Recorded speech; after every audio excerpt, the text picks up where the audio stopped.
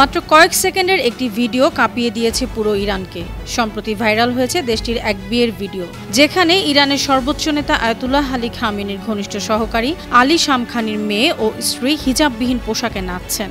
কোণে স্ট্রেপলেস হালকা পোশাক এবং প্রায় স্বচ্ছ ঘোমটা পরেছেন। শামখানির স্ত্রীও হিজাব ছাড়া নীল রঙের লেসের পোশাকে উপস্থিত ছিলেন। অন্যান্য নারী আত্মীয়রা অনেকেই হিজাব পরেননি। শনিবার টাইমস অফ ইন্ডিয়ার প্রকাশিত প্রতিবেদন থেকে এ তথ্য জানা গেছে।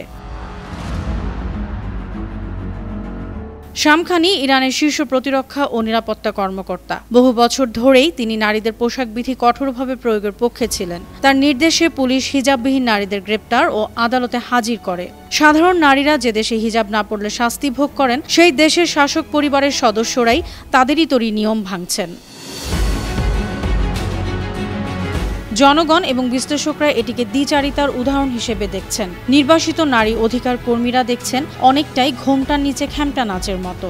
নিয়ম করে নিয়ম ভাঙার খেলার এমন উদাহরণ দিয়ে তারা বলেছেন, নিয়ম শুধু সাধারণ মানুষের জন্যই, শাসকদের জন্য নয়। শামখানি অবশ্য দাবি করেছেন যে ভিডিওটি ফাঁস হয়েছে এটি মূলত 2024 সালের তার মেয়ের বিয়ের অনুষ্ঠানের, যেখানে শুধু ঘনিষ্ঠ আত্মীয়রাই উপস্থিত ছিলেন। তিনি দাবি করেছেন মানুষের ব্যক্তিগত বিষয় হ্যাক করা ইসরায়েলের নতুন হত্যা পদ্ধতি। 2022 সালে শামখানি যখন ইরানের জাতীয় নিরাপত্তা পরিষদের প্রধান ছিলেন, সে সময় তিনি অনেকবারই নারীদের উপর কঠোর ইসলামী নিয়ম প্রয়োগের পক্ষে ছিলেন। প্রতিবাদকারীদের উপর সহিংস অভিযানের নির্দেশ দিয়েছেন। তখন দেশ জুড়ে নারী ও যুবকরা ব্যাপক প্রতিবাদ করেছিলেন। অনন্যা চৈতি, আন্তর্জাতিক ডেস্ক, বানো টিভি।